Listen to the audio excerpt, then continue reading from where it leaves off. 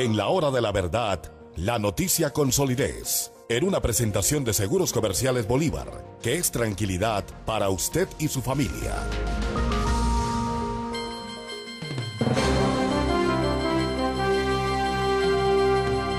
Senadora María del Rosario Guerra, muy buenos días. Muy buenos días, doctor Fernando, para usted y para todos los oyentes.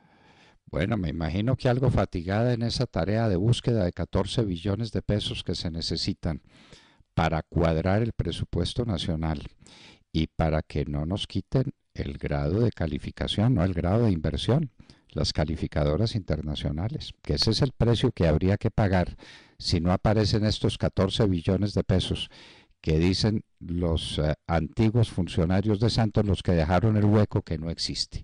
Pero cuéntenos usted, primero, si sí existe el hueco, y segundo, cómo se está tapando y cómo van esas deliberaciones con 30 y tantos ponentes que tiene la ley de financiamiento.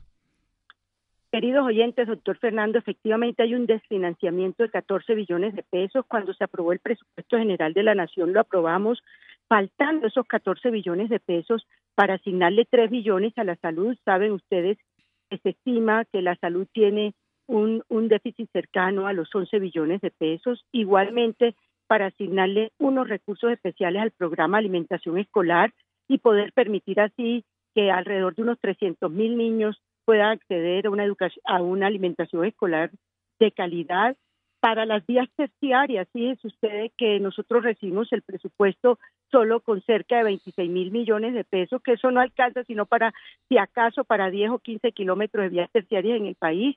Aquí en el presupuesto quedaron estipulados cerca de 526,000 millones de pesos para vías terciarias, insuficiente, pero es un avance importante. Igualmente, para terminar de cumplir los ciclos del programa Familias en Acción, que beneficia a cerca de 2.500.000 familias colombianas, y para seguir ayudando a los viejitos, a los adultos mayores. 1.600.000 adultos mayores requieren de que se les pague cumplidamente su cuota, y además de ello, de que ojalá se les revise, porque desde el gobierno del presidente Álvaro Uribe no han tenido aumento. De ahí sale la suma, más lo que vaya para el deporte y la educación, de ahí sale la suma de los 14 billones, que era más, doctor Fernando, que era cercana a los 25 billones de pesos. Lo que pasa es que el gobierno hizo una recompra de bonos por cerca de 1.500 millones de dólares, que le ayudó muchísimo, y una recompra de test, que todo eso sumado le ayudó a que el requerimiento de los nuevos recursos no fuera de 25. ¿Aló, senadora? Entonces, sí, me escucho, doctor Fernando. Sí, no, tuvimos una pequeña interrupción. Sí. Se logró de esa manera, con medidas financieras muy hábiles del ministro Carrasquilla, reducir el déficit de 25 a 14. Entonces estamos frente a esos 14 billones. ¿Qué se va a hacer? Así es, sí, señor. Entonces, en las reuniones de ponentes y de coordinadores ponentes en el día de ayer, ya hoy podemos decir que se ha ido avanzando de manera importante y tenemos alrededor de unos 9 billones de pesos con unas fuentes que pueden ser bastante ciertas. Y se plantearon alternativas que se están trabajando este fin de semana y que el lunes en la nueva reunión de ponentes y coordinadores ponentes aspiramos se defina. Por ejemplo, ¿qué habría hoy ya donde hay consenso entre el equipo de ponentes y coordinadores ponentes? Hay consenso sobre las rentas de las personas naturales. Esto es unificar las cédulas. Saben muchos de los oyentes que en la reforma tributaria del 2016 se volvió muy complejo 4 diferentes fuentes y cédulas para los ingresos para poder gravar los ingresos de las personas naturales. Ahora se unifica, y al unificarse básicamente se aumenta la tarifa para aquellos que ganen más de 38 millones de pesos mensuales, porque como esto está calculado en unidades de valor tributario, pues eso varía según pero aproximadamente 38 millones de pesos mensuales. Eso puede estar generándole a los ingresos de la nación estas decisiones en materia de personas naturales alrededor de 1.2 billones de pesos. La segunda consenso que hay es que haya un impuesto al patrimonio donde para aquellos patrimonios líquidos superiores a 5.000 millones de pesos, la tarifa del impuesto al patrimonio es de 1.5%, con lo cual, doctor Fernando y queridos oyentes, se aspira a recoger cerca de 1.2 billones. En ese tema es muy importante para los oyentes que para el cálculo del patrimonio líquido se descuenta el valor hasta 460 millones aproximadamente de la vivienda de habitación. La tercera fuente donde hay consenso es la fuente de los dividendos. Gravar dividendos a personas residentes de alrededor de más de 10 millones de pesos con una tarifa del 15% y las remesas al exterior con una tarifa de 7.5%. La cuarta fuente que hay hoy como ya consenso es la normalización de la DIAN. Es ese gran esfuerzo que hay que hacer para que la DIAN no solo luche contra la evasión, sino también contra esas declaraciones de renta que tienen pasivos inexistentes o han omitido pasivos, para que normalicen ante la DIAN su declaración de renta, y por esa fuente puede ahí el Estado aspira a recoger un monto importante de recursos. Hay otra fuente donde hay como otro consenso importante, es lo que se ha llamado el IVA plurifásico para la cerveza y la gaseosa. Antes era la cerveza y los licores, y antes era monofásico, y lo que se está buscando por esa vía es que puedan ser otros cerca de 960.000 millones de pesos. ¿Y ¿Eso qué hay solo, sobre la mesa? perdón, solo para la cerveza o también para bebidas azucaradas? Ahí tenemos cerveza, bebidas azucaradas y algunos licores. Es decir, grabar las gaseosas. Entonces, esa es es de las discusiones más difíciles que hay. Nosotros personalmente, yo, doctor Fernando, tengo que decirlo porque así lo planteé en la reforma tributaria del año 2016, consideramos que de lo poquito que las personas de más bajos ingresos consumen, que todavía lo pueden adquirir en cualquier parte a un precio relativamente asequible, es las bebidas como la gaseosa. Pero ahí hay una gran discusión que se está dando sobre el tema del impacto en la obesidad, etcétera. Pero lo cierto es que en el grupo de ponentes hay un tema como el tema de el IVA plurifásico sobre este tipo de bienes. Todo esto está donde hay consenso, pero acuérdese que hasta que no tengamos la ponencia firmada y ya debatida, pues todavía estamos en el proceso de revisión. Y hay con todo esto que yo les acabo de explicar a ustedes, a los oyentes, ahí puede haber entre 8 y 9 billones de pesos. Estamos cortos todavía para lograr la meta de 5 billones y no queremos recortar programas sociales. Hay un compromiso grande y no queremos recortar programas sociales, porque sería darle duro a aquellas personas que hoy, como los campesinos para las vías terciarias o la parte de salud, pues se pueden ver afectados. A ello sumémoslo el gran esfuerzo que tiene que hacer el gobierno de austeridad, de recorte, de fusión de entidades, de ajuste de esas nóminas paralelas. Imagínese usted que a 2018 estamos hablando de cerca de 77.000 contratos que tiene el nivel central y 19.600 nuevos cargos públicos. Ahí hay que hacer un ajuste, como en los gastos de publicidad, como en los gastos de funcionamiento en general. Entonces, doctor Fernando y queridos oyentes, ¿qué se ha planteado para esos 5 billones de pesos adicionales que faltan? Ahí tenemos una propuesta interesante, que es la propuesta de lo que se ha denominado el beneficio de auditoría. Esto es que aquellas personas que presenten su declaración de renta y quieren dejarla en firme, pues paguen un adicional que se está definiendo, y por esa vía pues le queda en firme la declaración de renta, y ahí hay una fuente importante de recursos. Hay otra propuesta adicional que se está estudiando. Hoy uno puede descontar el 100% del IVA que paga. La propuesta es descontar un poco menos de ese IVA que paga, descontar alrededor de un 90% y no el 100%. Y también se está estudiando, doctor Fernando, el IVA, algunos servicios que hoy no lo tienen, y no eliminar, el gobierno había propuesto eliminar la renta presunta. Hay algunos congresistas que creen que no es el momento de la eliminación de total de los 3.5% de la renta presunta, sino de pronto dejar un porcentaje menor de renta presunta. Entonces, estos son como las alternativas ya que se están estudiando y que aspiramos el lunes ya lleguemos al mayor consenso posible que nos permita radicar el lunes por la tarde la ponencia y poderla debatir la próxima semana. Senadora, ¿no se habló también de un IVA presuntivo?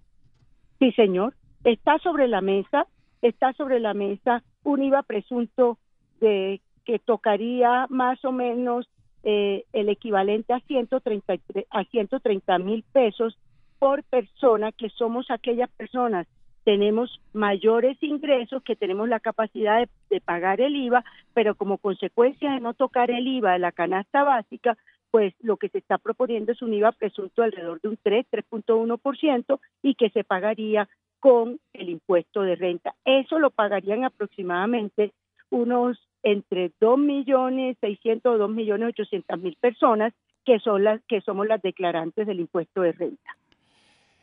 ¿Son 130,000 pesos mensuales o anuales? Esto sería el equivalente a 130,000 pesos persona mes, o sea, más o menos equivaldría como 1.200.000 pesos, 1.300.000 pesos al año. Más 1,5 millones de pesos al año más por cada declaración de renta. Sí, bueno, señor. Senadora, pues esto es muy complicado por donde se lo mire, desde luego.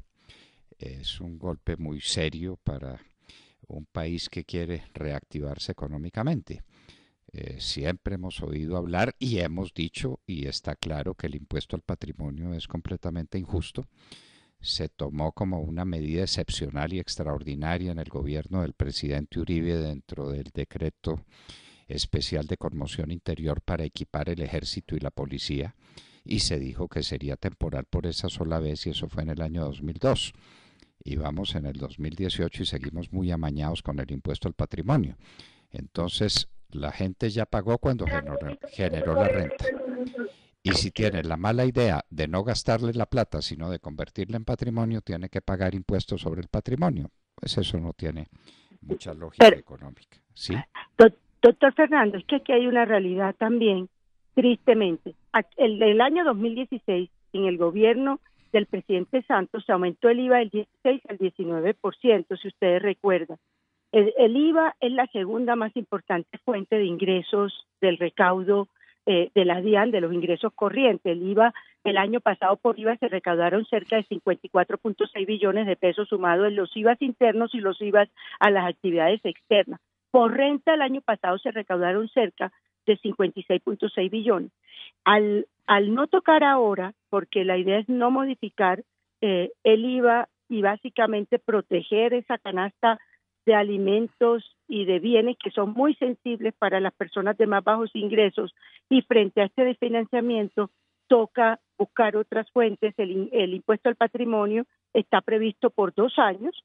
Recuerden ustedes que antes estaba, en estos últimos 4 años estuvo el impuesto a la riqueza, que se terminó precisamente el año pasado, y este año se pagó la última cuota del impuesto a la riqueza.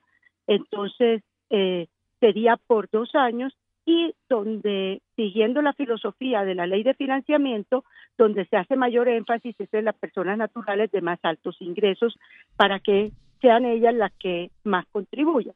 Pero además de ello, doctor Fernando, pues se busca también que se haga un esfuerzo de lucha contra la evasión por parte de la DIAN, y esto tiene que ir sumado de una mayor eficiencia también en el gasto público, porque se está haciendo un gran esfuerzo de conseguir los recursos para financiar gasto social, y ahora se exige también que las entidades del Estado lo financien de manera eficiente, con honestidad, con transparencia, para que pueda llegar esos beneficios a los más necesitados.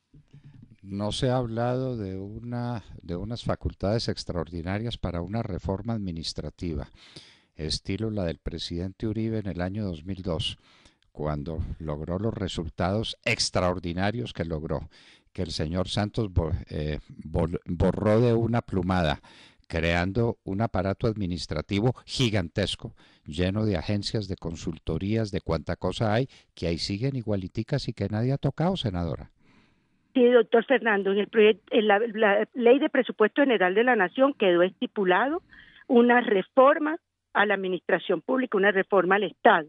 Ahí ya quedó que lo aprobamos en el presupuesto. Ahora, en esta ley de financiamiento, lo que se está proponiendo también es crear una comisión de estudio para mirar el sistema tributario territorial, porque esto tiene que estar articulado. Muchas de las recomendaciones de la ley de financiamiento venían de esa comisión de estudio del sistema tributario nacional. Entonces, en esta también se quiere que haya una claridad y se estudien bien los tributos territoriales, con la posibilidad de que a la vuelta de unos 2 años haya también en ese tema un análisis. Entonces, sí está previsto que haya una reforma, y de hecho ya el presidente Duque tiene un equipo de trabajo mirando el tema, revisando ese aumento tan exagerado que hubo tanto en los cargos de nómina como en las nóminas paralelas de contratistas, como en el monto de la nómina. Fíjense, queridos oyentes, en el año 2018 la nómina en valor va a ser de 6.300.000.000.000 de pesos, cuando en el año 2010 teníamos la nómina no más de 3.200.000.000.000 de pesos, o sea, un aumento. Se dobló. Exactamente, doctor Fernando, como se doblaron los contratistas. Una entidad solo como Coldeportes, doctor Fernando, que discutimos esta semana en plenaria, encontró 600 contratistas. Coldeportes, 180 personas de planta y 600 contratistas.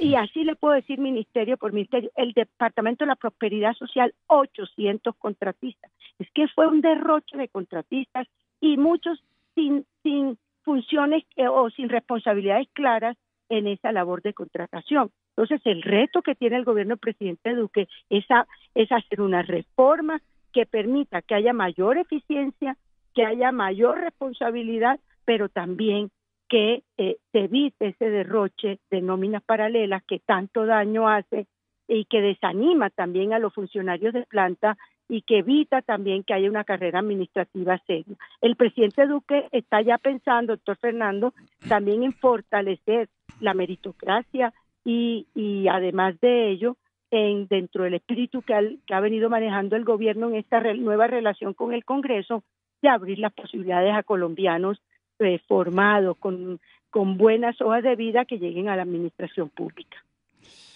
Bueno, senadora, esto es muy duro por donde se lo mire.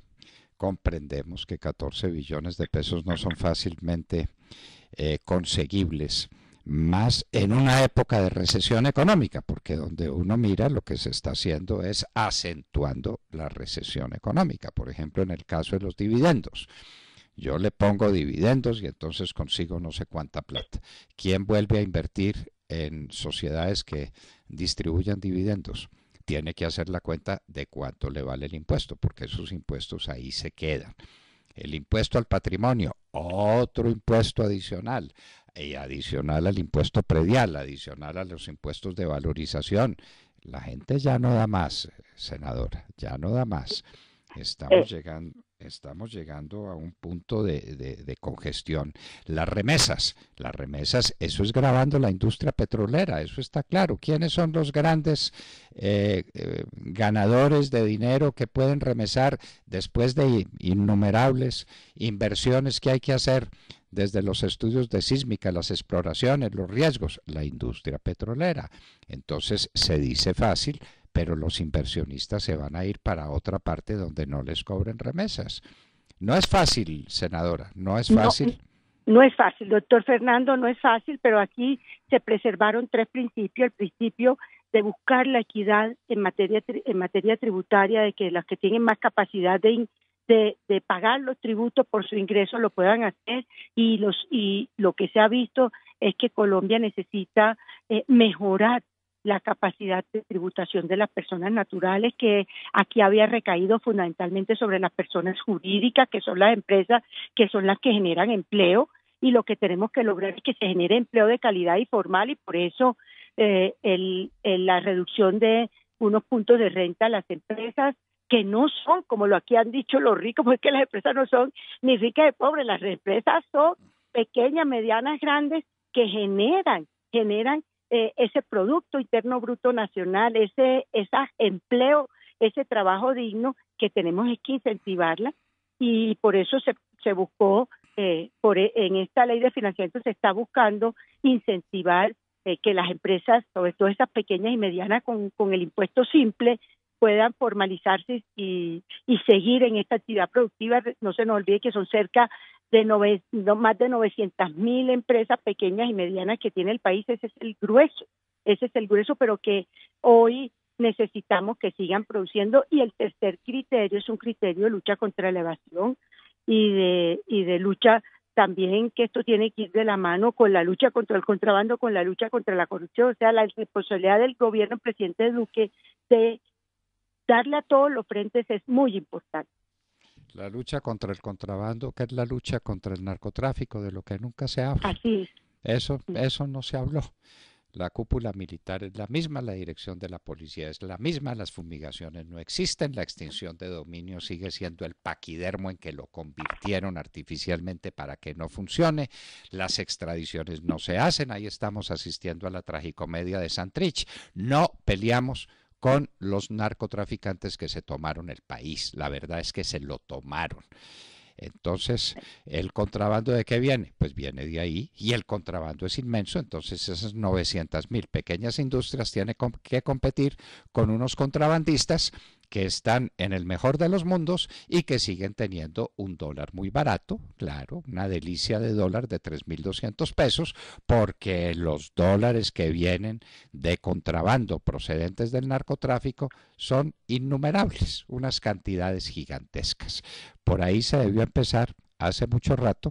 Esa es una batalla que no se está librando, y ojalá el presidente Duque tenga un momentico para enfrentar el primero y fundamental de los problemas colombianos, que es la lucha contra el narcotráfico. Usted, que conoce también el campo colombiano, sabe que esa lucha contra el narcotráfico es a muerte. O gana el narcotráfico o gana Colombia. Si el narcotráfico se sigue imponiendo como se está imponiendo, aquí no es viable ni la agricultura, no es viable nada. Y una última observación, lo de las bebidas gaseosas es una crueldad con la gente más pobre, que es la que se toma la gaseosita para recibir un poco de energías con un pan. Ese es el famoso desayuno colombo francés. Entonces, agravarlo porque piensan que están grabando al doctor Ardila Lule. No, están grabando a los obreros, a los empleados, a la gente pobre que se toma una gaseosa. Ah, no, es que por razones dietéticas, que tomen jugo puro de frutas naturales. ¿Cuánto vale? ¿Y dónde está la producción? ¿Y cuánto le vale a esa persona tomar un jugo de frutas? No, seamos realistas y entendamos que le están grabando la fuente energética a la gente más pobre. Pero en fin, las cosas hay que hacerlas, senadora. Ustedes están en esa búsqueda, lo están haciendo con mucho patriotismo y con mucho interés. Nosotros anotamos que eso va a ser más duro. Veo que hay una amnistía que la llaman normalización, pero es una nueva amnistía. En fin, ese beneficio de auditoría es interesante, eso existió, eso debía existir para que la gente salga de una vez del impuesto de renta y dice, no vengan a vigilarme, yo pago tanto más con respecto a lo que pagué el año pasado. Eso es razonable, eso me parece que está bien. El descuento del IVA, la reducción, no es otra cosa que aumentar el impuesto de IVA por la puerta de atrás a algunos productos y algunos bienes.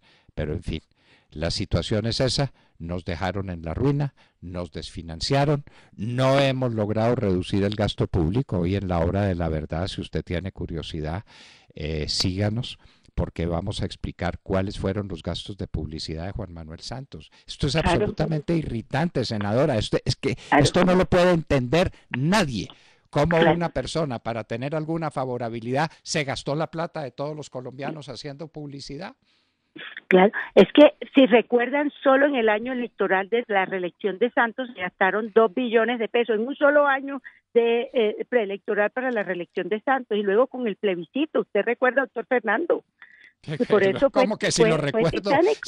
Si libramos esa batalla, esa batalla por el no y la ganamos contra semejante alud de dinero del que este señor dispuso, quebrando el país, arruinando el país.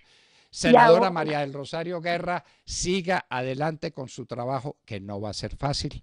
Las soluciones no hay solución salomónica. Esto va a ser muy costoso socialmente. Expliquémoselo a la gente, pero prometámosle, cuando menos, que sí va a haber una reducción sustantiva del gasto público. Sustantiva y de verdad. En los consultores, en las agencias, en los consulados, en las embajadas, en toda esta cosa que montó Juan Manuel Santos para duplicar, ¿cómo le parece? Para duplicar la nómina burocrática, y ahí en esa cuenta no están incluidos los contratistas, ¿verdad?